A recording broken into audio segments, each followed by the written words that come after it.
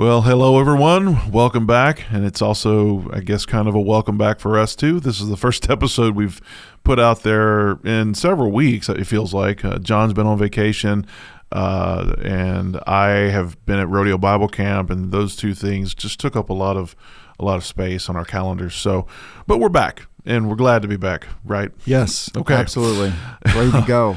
So, there's been several sermons that's happened in the meantime since we did our last episode, but we're just going to pick up with the one that happened this past Sunday because it's most fresh in our memories and just feels right. So, Yeah. John, would you read the primary text that we went through on absolutely. Sunday, and then we will kind of kick this thing off. Yeah, so it's going to be found in Matthew chapter 8, and we're going to go verses 5 through 13. It says, when he had entered, Jesus, Capernaum, a centurion came forward to him, appealing to him, Lord, my servant is lying paralyzed at home, suffering terribly. And he said to him, I will come and heal him. But the centurion replied, Lord, I am not worthy to have you come under my roof, but only say the word, and my servant will be healed. For I too am a man under authority, and soldiers under me. And I say to one, go, and he goes, and to another, come, and he comes, and to my servant, do this, and he does it. When Jesus heard this, he marveled and said to those who followed him, truly I tell you, with no one in Israel have I found such faith.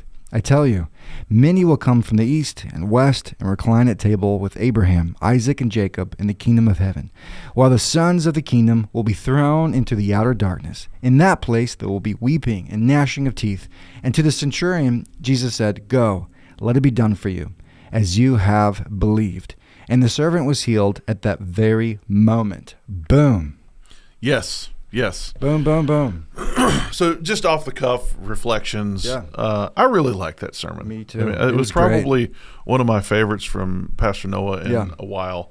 And, in all fairness, he had a long time to get ready for it. So he hadn't preached in a couple of weeks. So, give a man some time and he can put something nice together. Yeah, it was good.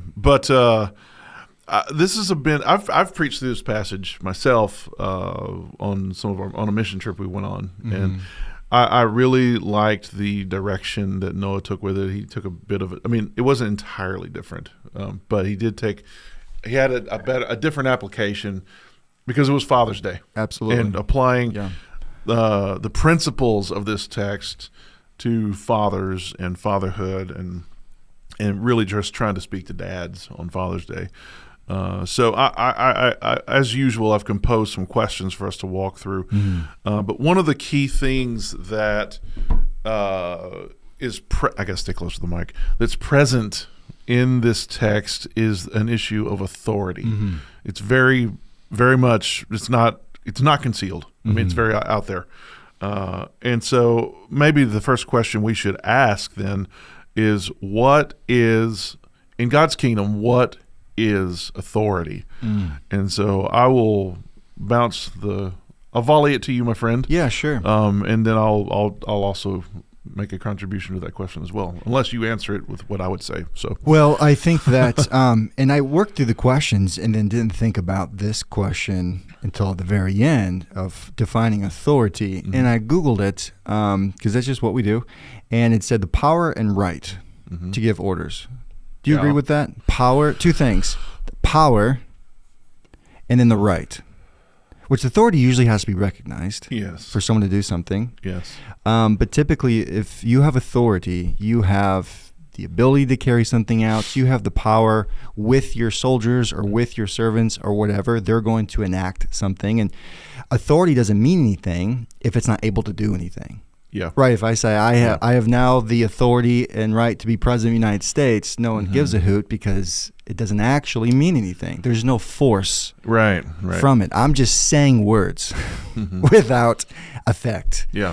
So I like that definition. I didn't know if you did. I think that obviously I don't have a problem with it. Would you add anything to it? I don't know. That's a good question. I didn't Google it. I kind of,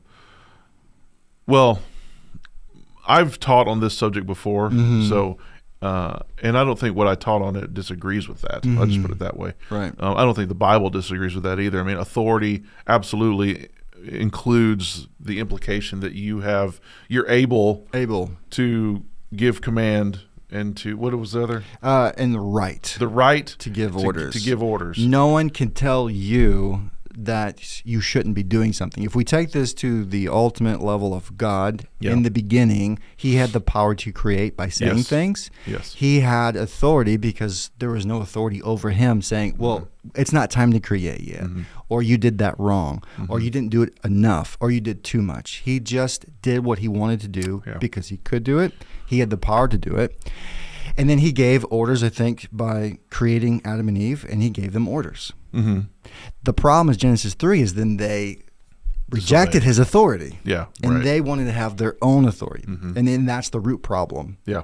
And that's when we get to lording it over. What does it mean to be a servant leader? Yeah. Yeah. And so I think the definition of authority, I think that's a good definition. The Bible comes along and says, now how do you get it?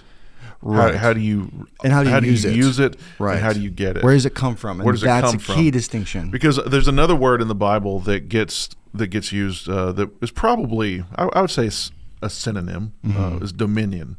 Okay. They were given dominion to go back to the garden. God gave them dominion over the animals. There's boundaries. There's borders. The authority over what and whom. So, but that authority they had wasn't theirs in and of itself. That's right. It was given to them by God because he's the source of all of it. Right. He's truly the only one who has the right to give orders and the authority to see it through. Right.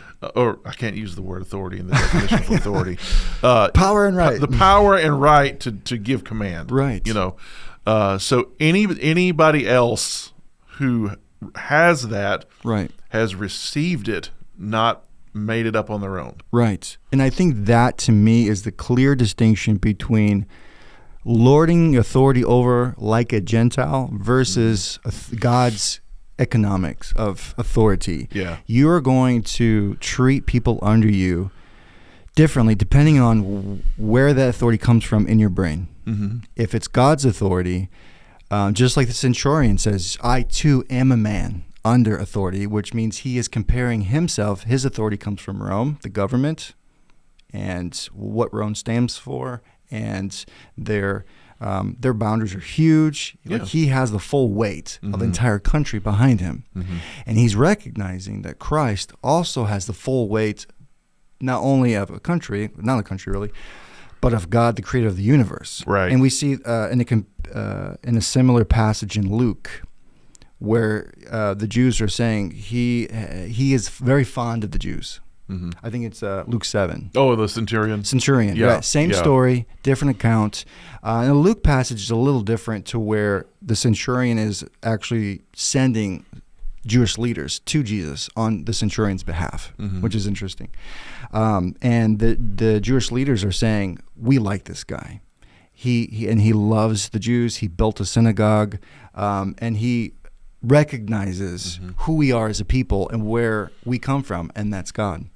And so the difference, I think, between the question is what is authority in God's kingdom? First of all, it's understanding that God is the source of the authority.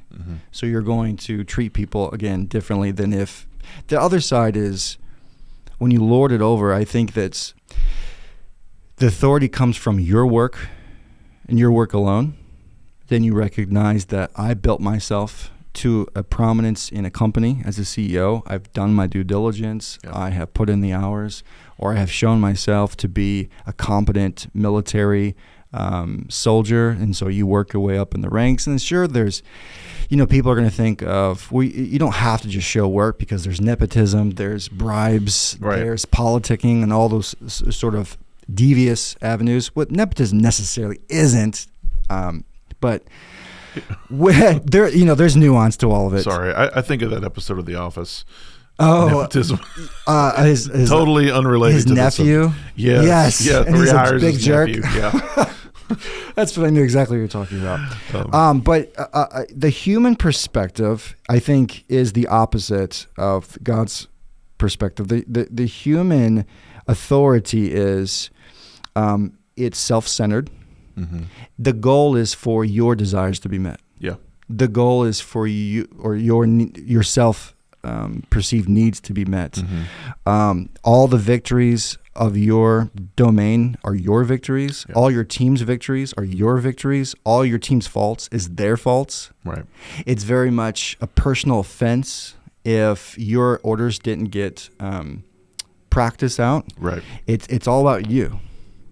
It's do as I say, not as I do. It's the purpose of human authority is your own power, and you want it to grow. And if someone questions that, that's a big deal. And the whole point was the application was Father's Day and us as men, and you can absolutely live. You can lord it over your family. Everything is about you, and it's not your actions as kids isn't a shame against Christianity. It's you. Yeah. Yeah. Okay, and I know we'll dive a little bit more into that later, but that I'll go ahead and just volley this out there now. That's a really difficult thing to parse out. Yeah. Because sometimes your kids do things that do embarrass you. Right. That true. Do bring shame to you personally. Right. And trying to parse out or have a teachable moment with them and not make it about you can be difficult. Sure. Because and I'll just throw this out there. There are moments where I felt really dishonest with my kids. Yeah. Because I tried to not highlight how I was feeling, just trying to have a gospel moment with them. Right. But I wasn't being honest. I was the one that was. I'm angry because of me. Right. And I'm trying to show my kids how so that's my problem, okay? Yeah. Not theirs. Right. But I want to highlight the difficulty of that sometimes, because sometimes it becomes very personal. Yeah. Yes. And that's, within me there's got to be something that I need to work out in those moments. I don't want to say that, those feelings of personal, I guess the slight against you personally are entirely wrong, because you have spent, you have tried to teach them the way, you have tried to lead them in to live a life in a certain way. So there is an aspect of they're disrespecting you, but ultimately, yeah, we have to get back to the ultimate sense of things. Why is it even a matter that they're disrespecting me? Because God commanded them to honor their mother and their father. And so it's a disrespect against him first.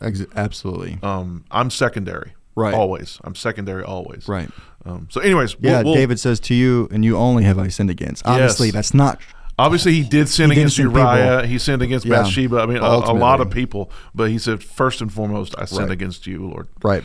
So what makes then, I want to, just because we referenced it, do a quick jump to Matthew 20. Okay. Because that's where it talks about lording over. And, one of the things that Jesus, I'm going to read this whole thing here because it's really I find some humor in this. So it's Matthew 20, starting in verse 20. Then the mother of the sons of Zebedee came up to him with her sons. Kneeling before him, she asked him for something, and he said to her, "What do you want?" And she said, "Say that these two sons of mine are to sit at your right hand, one on your left, and one at your left in your kingdom." Okay, obviously they sent mom to do their own dirty work. It sounds like to me anyways. So that's where I find some humor in this. And Jesus answered, "You don't know what you're asking. Are you able to drink the cup that I am to drink?" And they said, the boys, the men, they said to him, "We are able." And he said to them, "Well, you will drink my cup, but to sit at my right hand and at my left is not mine to grant, but it is for those whom it has been prepared by my Father." And then when the 10 heard it, they were indignant at the two brothers, and I think probably justifiably so. Who are these guys? Right. What authority do they have to ask? What's going on here? You trying to get a leg up on us? They were indignant at the two brothers, but Jesus called to them and said, You know that the rulers of the Gentiles lord it over them, and their great ones exercise authority over them. It shall not be so among you. But whoever would be great among you must be your servant, and whoever would be first among you must be your slave, even as the Son of Man came not to be served, but to serve, and to give his life as a ransom for many. So we defined authority. This is how you work. This is how it works itself out. This is how, I guess, if I could say it this way, this is how you get it, or you operate in it, or work, or whatever you want, however you want to say that. Yeah. We don't. I gotta land on one word. We don't walk in it by taking it. You know, by like these two disciples, which the sons of Zebedee, James and John. They were trying to they were jockeying for the authority, Right. like for position, and that's not how you get it. That's not how authority works in God's kingdom. Authority works. You walk in authority through service, through serving other people, through serving one another. Which we could expand that out and talk about a lot of things in the body of Christ at that level. Like it's like go to the thing. I mean, look at elders and deacons, and I mean, obviously, the people that we appoint to those positions should already be people who are servants. With servant hearts. They're serving people. They're already doing this. You don't just blindly go pick people and say, okay, Right. now you got to be a servant. Nah, that's not how it works. Because the authority that Jesus is describing is something that is already present in the lives of the men and the people that we put into positions of authority within the body of Christ. And it's kind of hard to explain, at least for me, how you would see it. I just know it when I see it. It's kind of like one of those servant things. leader, or Yeah, okay. yeah, like it's because people can fake it, but the ones who are faking it, it becomes apparent, eventually. But the ones who are genuinely, I mean, there's this whole constellation of things that you'll see at work in their life. The fruit of the Spirit, is growing. So I mean, because there are people who can serve, but they grumble the whole time. They're serving. They're serving out of a sense of oughtness, like, well, I ought to do this because no one else is going to do it. Right. Well, that's not the heart that Jesus is looking for. It's so there's, like I said, there's just this constellation of things we want to look for in the person who is serving, and that tells us whether or not they're walking in this kind of authority. Right.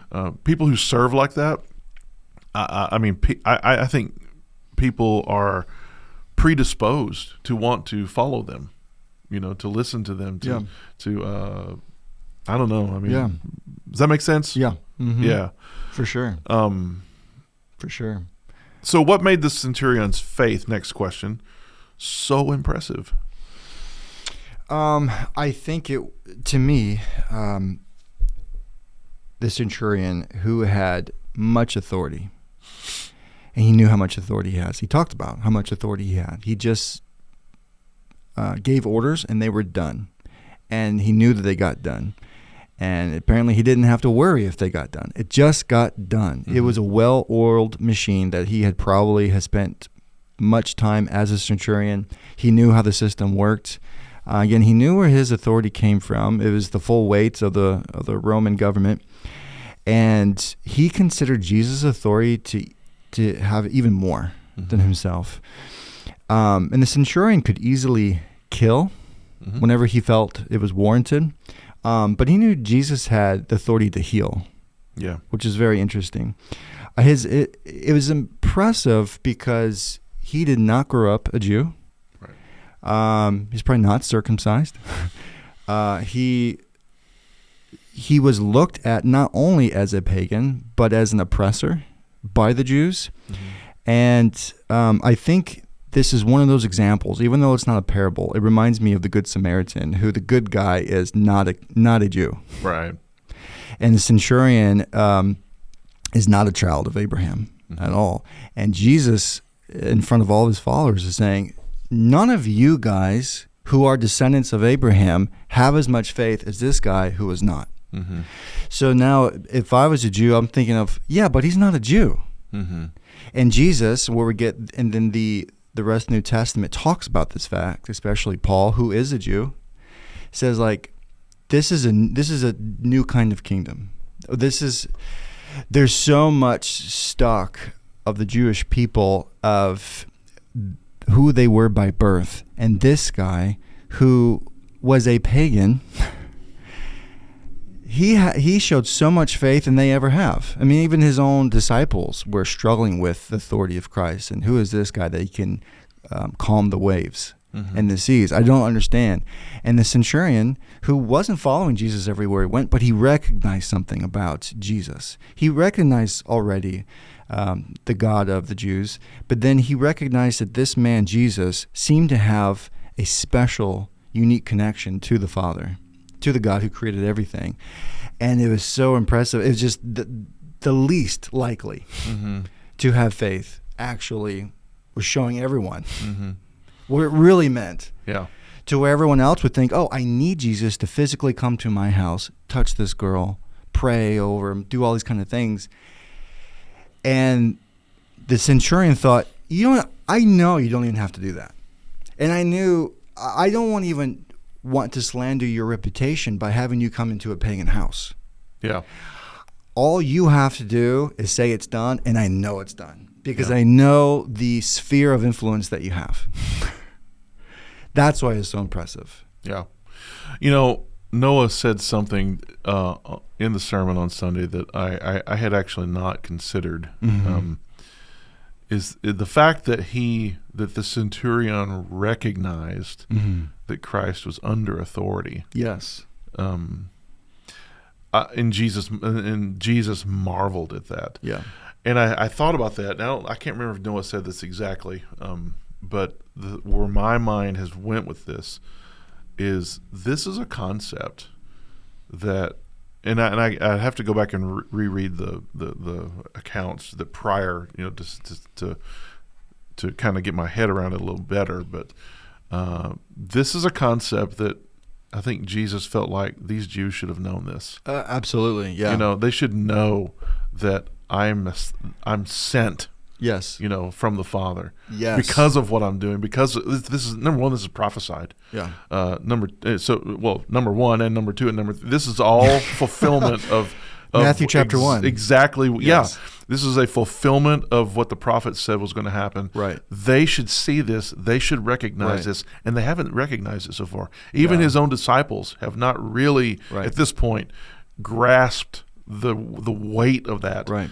And this guy sees it, and he sees it. Yes. I mean, he recognizes it immediately, and it probably is. And I'm not saying I don't want to take away from this at all, but I think probably that plays into it is the fact that he recognized it because that's who he is. And so there is, and I think Noah did say this because of his position in Rome. When he, and I think you just alluded to it a little bit. Any decision that this centurion would make has the full force of the emperor behind him. Right. As long as it's within the decrees of the emperor, the scope of what the emperor has decreed, and he sees that in Jesus immediately because that's how that's his life. Right. And so Jesus marvels at that. Right. And I love that part of it. Because his default, I would think, direction would be to pray to the gods, the pantheon. Yeah. To do all kinds of stuff. To do some emperor worship. Even. All kinds of stuff. And he chose to go to this Jewish guy who was super poor. Yeah. There was, because in the not God's kingdom, it's based off of wealth. Yeah. It's based off of influence and lording it over. And so it doesn't make sense really to go to this nobody from nowhere, Bethlehem. And you mentioned it earlier. Luke's gospel gives us a little more context that he's familiar with. He the is Jews. familiar, yeah. He's familiar. He loves the Jewish true. people. So he's not ignorant entirely of all things Jewish. So he probably has some exposure at some level to Oh yeah. This Jesus dude is. It says he built a synagogue, which that takes a lot of money and manpower. Yeah. So he has, like you're saying, he has primed. So there is some of that, but still, even still, it's a spiritual principle. You'd think he would be further out in his followers would be the closest of believing him this well, and if there's levels of belief, you think he would be on the outer rim, to where that's what everyone in each rim would guess. Yeah, that the centurion is okay. Where do you think the centurion lies in all this? Way out there, and he's still a pagan. He's not a child of Abraham. He's hopefully God has mercy on his soul. Yeah, but then Jesus, the very center of all the rims, says like, no, that guy. Look to the opposite way, you think. Yeah. Not the Pharisees. Yeah. Look at the centurion. Follow him. Everybody's he gets like, it. Are you kidding me? Yeah. Yeah. Boom. So now this the next question I sent you. This kind of starts to tie it into the Father's Day theme that Noah was getting on. What does the centurion's faith then have to do with being a dad? Yeah. Being a father. Right. What I wrote down is imagine your whole house having as much faith as this centurion because of you. So I think that fathers really do lead. Even when they don't lead, they just stay at home. They're leading in a way. They're a big influence. And so the centurion's faith is just this. Because in the natural world, in order to get things done, you have to send someone to do something. You have to send a soldier to this geographical location. Everything happens because you move this book from here to there. That's how it works. The spiritual world, as I think it was Elisha saw on the mountaintop, there's his servant. There's a whole. He prayed for his servant to see what he could see. Yeah. There's this whole spiritual realm that we don't see that the centurion saw, not physically, I think, but he believed it. That Jesus didn't have to physically move from this town to that town in order to get his servant healed. Right. He just made it happen. It's a different sort of realm that he had faith in. So a father doesn't believe that only what I see is possible. He lives by a kingdom. He lives by a different physics. Yeah. That's why he prays for his kids. That's why he recognizes where his authority comes from, and so that's going to mean that he rebukes his kids in a certain way, that he puts his own pride in check. Yeah. That he puts his own mouth in check, that he puts his wandering eyes in check, because he knows that there's a God looking at him and giving him authority and making sure that he's acting out. Not in like a, oh no, God's looking at me, but there's a respect and all that the Father has from God the Father, that this centurion, it didn't seem to be, there didn't seem to be any doubt. He just knew, if you say it, Jesus, I know it's done. I go home knowing that the servant's already healed. And I think it's at that very moment the servant was healed. Yeah, you go ahead. My mind went to this aspect of it. Just like going back to being a person under authority.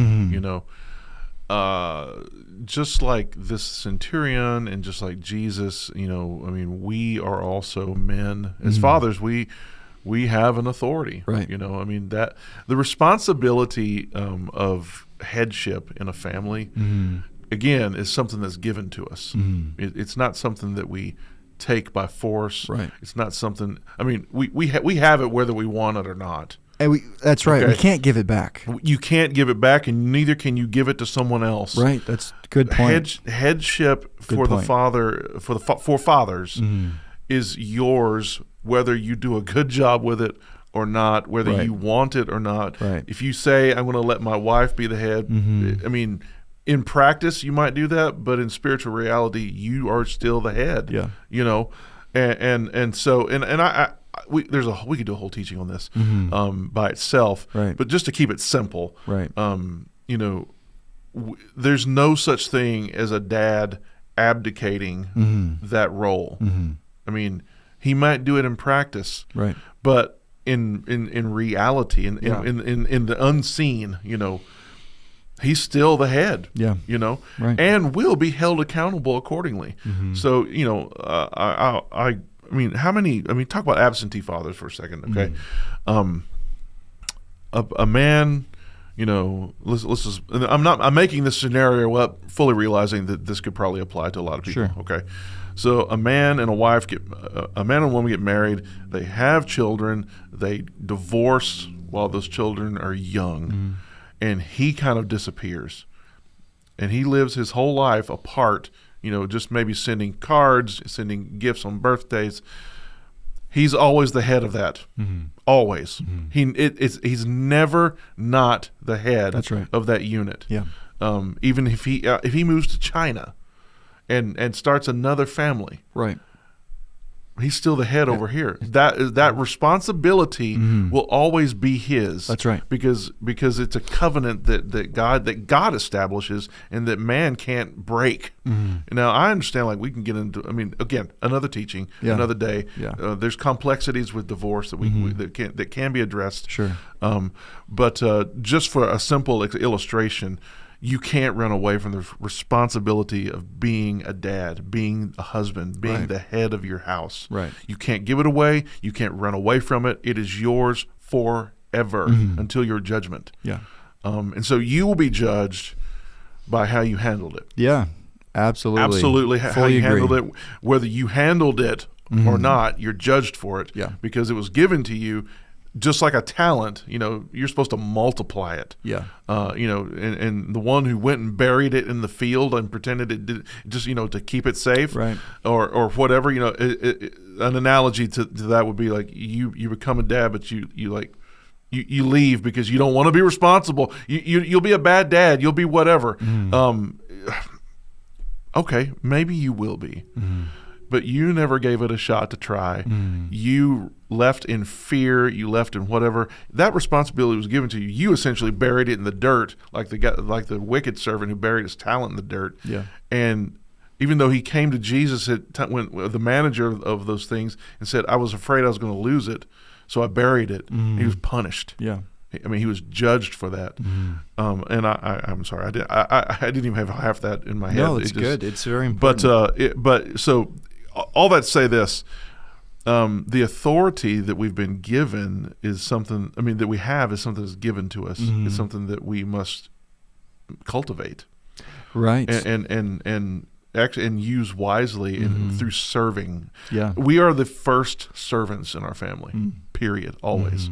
And I say that out loud, and immediately my brain, my heart, and my mind are like, "You are terrible at this." Oh, yeah. My own conscience is condemning me even in this moment about this. There are ways I can improve in this. Me too.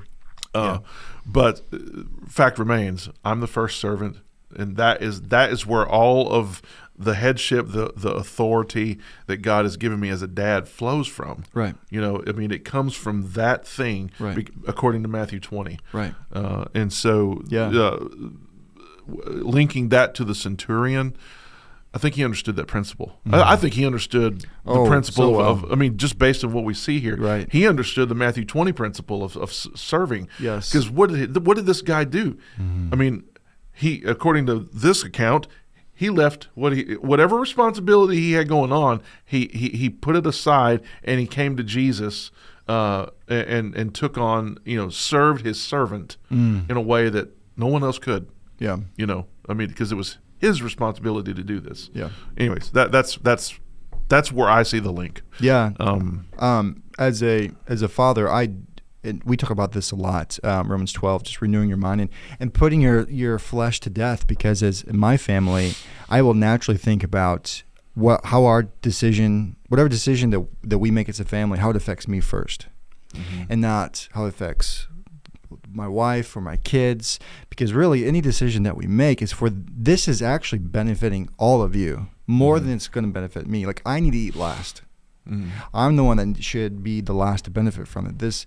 We are serving, like, as pastors, for the sake of the church. We do everything out of love for the people. This is what's best for the people. It may hurt us in various ways, time or money, whatever it is, but we know that we are serving the church because you guys will benefit so much from these decision makings. We are using authority, but the authority is not like this is going to put us as pastors on pedestals. We are making every decision for you guys to know Jesus better, or to have opportunity to serve better, or to understand better. We'll sacrifice our health. Mm-hmm. We'll down the extra energy drink to make sure we have enough stamina to serve the church, so they can have confidence in their salvation, that they can have confidence of the hope that is to come. And we beat our bodies down in order for them to benefit. But that's servant leadership, because it's not, we're going to do less so we can get more sleep. No, we'll probably cut out an hour of sleep in order for you guys to benefit. And that's that sort of sacrifice I think you as a father,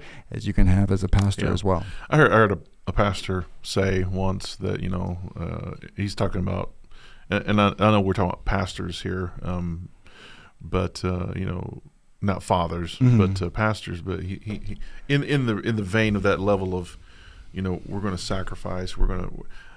You're probably not going to have as nice of a yard as your neighbor. I mean, you're going to keep it well, but you're not going to have time, to just have the most the yard of the month kind of thing, right? That's a good point, because you're not. That's not your focus, right? You're going to mow your lawn, and you're going to keep it tidy. But there's a difference. There's a difference, though, and so there's a lot of as green. There's a lot of, or colorful. So there's a lot of things that we will sacrifice, as pastors, and let's take it to fathers. As fathers, as a father, you may not get to have what you want. You may not get to have that big, nice pickup, whatever it is, because your kids need to go to, I don't know, whatever. You need to send them to church camp over the summer, so you can't afford. I mean, and you got 7 kids to send to church camp, so because you didn't time it well, so they're all in the youth group at the same time. Right. You got to send them all to church camp. You can't afford that new pickup, so you're going to send them to church camp. All right. Yeah. That was probably silly, but no, but I mean, the application's there. Some families out there, God bless them. Yeah. So I think big families are awesome, and we've kind of dipped into this a little bit already. What can/should fathers do with the authority they've been entrusted with? My first thought came with, because we're starting a book as amongst the pastors here, and the whole first chapter is take heed. Yeah, and so I think you have to preach to yourself before you preach to your family. Yes, you have to again remember where the authority comes from before you use it. You have to check your mind. You have to check your emotions. You have to check your work, and take heed. Or I like the ESV.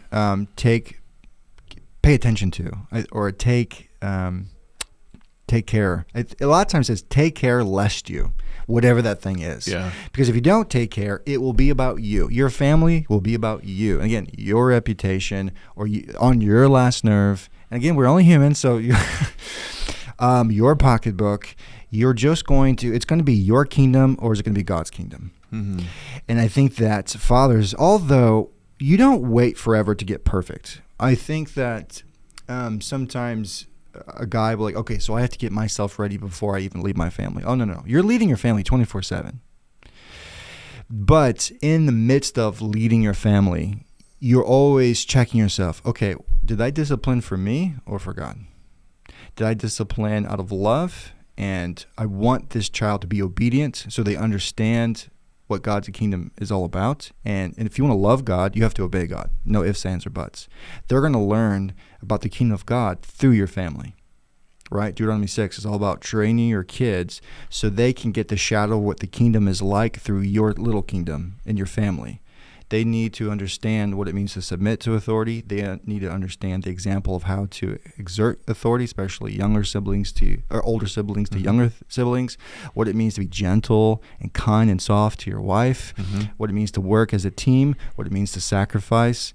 What should fathers do with the authority they've been entrusted with? They have to first contemplate that. They have to think about it. And that takes all day, every day. Yeah. That's just a constant reminder, okay, this is not my authority, because you will get angry at your kids. Very, very angry. You'll get angry with your wife, and you will feel disrespected. Yeah. Very disrespected. I'll say it one more time. Very Very disrespected. And it will bother you. And you will lash out and do all these things. And the more that you focus on your personal problems, the more that you focus on your own world, the less you think about God and his authority. You know, I always talk about this book, When People Are Big and God is Small. Whenever we as fathers think that people are big or you're big and your problems are big and everything else is just so much influence over you, you forget the power of God. You forget about the authority of God. All Jesus has to say is, he's healed and it's done. Well, that's surely there's more. No, that's literally all Jesus had to do. It says, your servant is healed, and it was over because he had the power to do it and he had the right to do it. So it's just constant reflection. I am put in charge, like you talked about. I can't give it back. It's there whether I like it or not. So embrace it and recognize this. Not just the authority is given to you, but he has given you the power. He has given you the ability. You will screw it up because you still are wrestling with your sin and your flesh and your pride and selfishness. But he has given you the fruits of the Spirit. He's given you what it takes to carry out the authority. So it's not this, oh, I'm just not good enough. Well, of course, you're not good enough. But when you are weak, he is strong. And so I say it again, it's just a constant day in and day out, you know, and having these checks with your wife. Hey, well, how do you think I've been using my authority? Or you ask with a close brother in your life group or a good friend, hey, have I been too strict on my kids? Yeah, I didn't want to tell you. Have I been yelling too much? Yeah, you're getting real short tempered. Because some families, they do spend quite a lot of time together. They're close by with your neighbors or they go on vacations together and you get to spend time with each other's family. And you need to be open to criticism from other brothers that says, hey, you've been real short-tempered with everyone, you know, because I'm not that old, and I've already been in situations to where I've noticed another dad they're just grouchy. I'm like, hey man, what's going on? Let's talk about it. Yeah. And something is going on, usually, whether it's so much pressure from work, or it's just never doing anything right with their spouse, which lays on them and on their mind. So how to use authority, you have to think about where the authority comes from, and you have to be open to correction and rebuke, and be open to encouragement as well. Yeah. So I'll go ahead and let you say what you need to. Oh no, I love that answer. There's, you know, the thing that always comes back to my mind is when Peter says, husbands, learn to live with your wives with understanding. Right. Yes. You know. Yes. And so there's an aspect of, you know, we've been given authority, but the misuse of that would be to use it for your own gain, your own purposes, right? Instead of serving your family, like getting to know the needs and the personalities and all the quirkinesses of your kids, right, and your wife, right, and learning how to navigate that. I mean, really. And I haven't done like, you know, decades worth of counseling with people, but over the last 2 decades, you know, Radine and I have had the opportunity to do marriage counseling with several people. Okay. And I mean, if I could be real simplistic, it boils down to this: you're not learning how to navigate. You know, you're not taking the time to actually. I'm not saying that they don't love each other. I think there's love there, but that it's not accompanied with knowledge. You know, it's not accompanied with knowing the other person. I mean, so you get to know at a certain level, and you think that that's going to be enough. Yes. It's never enough. It's never enough. I mean, as much as, you know, we will be learning about Jesus Christ for the rest of our existence, for the rest of our marriages, we will be learning about our spouses, because the different seasons of life I can say this because I don't think Radine would mind, but I mean, we're in our 40s, man. I'm in my late 40s. And, you know, she's going through changes, and those changes affect personality. And I'm not saying she's a completely different person, but it affects, you know, mood. It affects just the way you respond to pressure, you know. She doesn't respond the same way that she used to. It's just it. I Yeah. mean, and so if I'm not a student of that, Yeah, that's good. I'm gonna still be treating her like a 35-year-old, Right. and it ain't working. Yeah. You know, and you know, and I that's applicable to every That's right. marriage. You know, not just mine. Mm-hmm. And so we have to, as husbands, I mean, and our wives have got a responsibility to do the same thing, but men are a little simpler, you know, in that regard. We don't have the big hormonal change that happens in midlife. I mean, we do have changes, but it's not like that. You know, our changes come in the loss of physical strength, and that impacts us psychologically. Yeah. You know, and so our wives will learn to navigate that, but we come first. Okay, usually we are the ones that have to learn this first, because a lot of men will stay really strong even into their 50s, you know. But eventually that's going to start to fade. Yeah. But this happens earlier for wives. And so we're the ones that need to learn first. And that's a big I went farther with that than I meant to, but all that to say this, you know, husbands need to know their wife in every season of life. Yes. And so you never stop learning, and you never stop learning how to live with her with in an understanding way. That's right. And so as husbands, you know, the children are the same way. Children go through their own hormonal thing. Your kids haven't got there yet. I'm on the other side of it, and dude, it's gut wrenching. Okay. Yeah. But I mean, and it doesn't have to be a bad experience, but it comes with change. Yeah. You know, and so we have to be learning our kids through those changes. You know, not assuming that you know, just learning to live with them in an understanding way. And so to me, the exercise of that responsibility of authority and headship and all that is the wise exercise of it includes you are forever a student of the people you live with, of the people that you love. You're good. always going to be learning about them. You're always going to be learning to navigate them and not trigger them, not, you know, not, you know, speak to them in ways, live with them in ways that they appreciate, and that they don't feel ignored. They don't feel misunderstood constantly. So yeah, I mean, it's a tall task. Yeah. It really is, but it's doable. I mean, especially, you know, for believers who've got a leg up on unbelievers. I mean, we have the Holy Spirit. He can reveal things, all sorts of things to us, you know, if we just listen. Yeah. So anyways. Yeah. Last question, and then I think we've got a healthy episode under our belts. Yeah. More broadly, because, I mean, we've talked about authority with men and husbands, but more broadly, because I think there's authority given to all believers, men, women, boys, girls. More broadly, what should all believers be doing with the authority they've been entrusted with? Yeah. So 2 verses came to my mind. Colossians 3:23, do all things unto the Lord. So that would include literally all things. Yeah. The authority that a father has. All means all. All means all. Do all things unto the Lord. I'm exercising authority for God, because God, the purpose is God, the end result is God, to be like God, to love God. And then 1 Corinthians 13:1, basically, don't be a clashing cymbal. Your authority should not just be noise. Yeah. It should not just be barking orders. Again, all things out of love. God is love, and so you want your family to reflect the character of God. And hopefully, the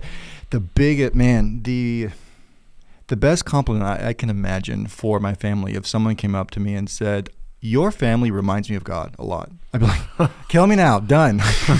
Mission accomplished. Mission accomplished. Yeah. You guys have gone through trials and tribulations, and you're patient. You guys have been reviled, and you don't revile back. You guys have been asked to give, and you gave more than anyone asked. You guys have laid down your life. You have also taken care of your family. When I look at your kids, I see hope and joy. I see a family unit. I mean, that would just be fantastic. But that takes work, and that takes sacrifice as a father, and that takes clear sense of direction. Usually when companies fail, there's all different kinds of purposes going on. There's no unity. Yeah. There's no vision, the people perish, Yeah. right? Proverbs. Your family has a vision to glorify God, and it's going to look different for every family. A lot of families are going to look the same. Other families are going to look different, and that's going to be based on different cultures, different areas of America that you live in. It's just your family's going to look. They're going to dress different. They're going to have different norms and values and customs And volumes. Absolutely true. Absolutely true. Us in Denton County, there's still going to be a variety, although more homogenous. But what do we all, the believers, do with authority that they've been trusted with us? The purpose is to, when we think of the big picture, the Trinity is who we worship, Father, Son, and Holy Spirit, and they have enjoyed each other forever, and they have been in relation with forever. And Jesus, if you look through the book of John, Jesus is all like, I just do what my Father tells me to do. Yeah. So are you less than him? Absolutely not. I just enjoy following his direction. I enjoy saying the things he wants me to say. I can't wait for the next rule to come down so I can just enact it, because that's the love. And so for authority, I can't wait to exercise authority, because I know God is more displayed. Mm-hmm. God's character is now displayed more by the way that I'm treating my spouse, treating my family, and treating the other families around. Mm-hmm. Like I want to be a magnet, because again, you're just being the light on the hill. When they see the Collicuts, they think the glory of God. When they see the Linears, they see the glory of God. That's the end goal. Yeah. You go. Yeah. The verse, I had a verse that came to mind too. When Paul, in Ephesians, right before Paul goes into this whole treatment of, family relationships and relationships with employers and all that. I mean, he kind of ends the prior thought with that we should be submitting to one another out of reverence for Christ. Yeah. Mm-hmm. And so, I mean, it plays right back into being a servant, mm-hmm. Being others minded, and not putting your own needs ahead of everybody else's. Right. And I'm always careful to say that doesn't mean that your needs are unimportant. That's true. But what you're doing is you're deferring. Right. You're letting others go first. Yeah. I mean, your needs are going to be met. Right. Okay. We trust God for that. Right. I mean, it's like, we've experienced this many times. We'll have a meal after church, and all the pastoral staff, we wait till the end, and sometimes it's pretty well picked through. Like there's not. Sometimes it's not, but sometimes it is. And but we still have food. There's still food there. There's still my need to eat. My hunger is being satisfied. It wasn't satisfied probably with the choicest morsel that I could have got my hands on. Yeah. But it's still good food. Yeah. So we let others go before, and let them have the choicest morsel. Let them have the gold standard, and we'll settle for bronze. Yeah. Because there's still honor in that, right? Yeah. And I, all these analogies, sometimes they break down, but the principle being, though, to submit to one another out of reverence for Jesus Christ. Period. And and then follows Paul's treatment of, and now this is what this looks like. Wives, husbands, children, slaves and masters, or employer, employee, right. Whatever you want to say, in that case. But so there's getting that. I think that's a first principle, at work. So the authority that we are given in God's kingdom is expressed best through that submission, to one another. And so, we have to be careful, because, we don't want to get things backwards, like husbands, you're supposed to submit to your wife. And you and I've had this discussion before. I think that, in words mean things. I've probably not used that word correctly, in the past, but there is a, what do you call it? you grumbled at me last time I said it this way. But I'll say it this way, and you can give me a better word, okay? Okay. So if I'm trying to learn my wife's needs, Mm-hmm. my wife's, if I'm trying to navigate well, there's a kind of giving in to Sure. there. Yeah. I'm trying not to confuse the word. I'm trying not to say submission because that can there can be a confusion there. Right. But there is I'm putting you first. Absolutely. Same page. I'm taking second place. I'm willingly Absolutely. going after you in all things, right. so that you can have the choicest morsel, Yeah. in the food line or whatever. Right. And so there's that I've used the word I'm submitting to my wife's needs in those moments, and maybe that's not the best word to use because that can be confusing if you're trying to teach these principles like in a marriage, but there's absolutely a deferment. Yeah. Deferment. Agreed. That happens. No grumbling on my part. Yeah, because the last time I said, we submit to our wife's needs, you're like, I was like, I no, see what you're saying, but that's not the right word. I submit as authoritative. Like Yeah. she doesn't. I'm not relinquishing my authority so she can have her way. Deference is probably a better word. I keep the authority and I say, okay, let's do that. I keep it because I can't give it away. Right. But I can defer. Yeah. Deference is probably the best. Thank you. That came to me right now. Yeah. Deference is probably the better word to use. So. Yeah, this is good. I enjoyed this episode a lot. Yeah. And our timer is flashing at us. Yeah, it has been flashing for very long because I just looked. And Yeah, we're not seconds. terribly over. Yeah. So yeah, this is good. Well, I hope this has been good for you. It's been good for us. We always have a good time doing this though. So because this is something we enjoy doing. But anyways, one thing, family, that you have failed oh my gosh. at is sending us questions for a Q&A episode. I should say this up front because there's a good chance that a lot of people don't make it all the way to the end. 1 hour later. But I know there's a few of you who make it all the way to the end. And so right now you are the elite who know that we're asking for this. I'll start asking for it up front. Yeah. But if you can get us the questions before in the next few weeks, you'll go first. It'll be a kingdom. We'll not do the kingdom principle here on this one. We'll let you go first, and all the other questions will come after. But anyways, hope this is helpful, beneficial, all of the above. We're grateful we get to do this for you guys. That's what we do. We're not doing this to hear ourselves talk. I am. John might be, but. If this is not helpful, then we're just going to stop because there's better things we can do with our time. Yeah, but for real. I think I've been hearing good feedback from everybody, from a lot of people who've been listening. So we'll keep pressing on. And but one way you can let us know is by sending your questions in. So anyways, love you guys. We will see you next Sunday. Well, actually, this is Wednesday. Hopefully we'll see you tonight.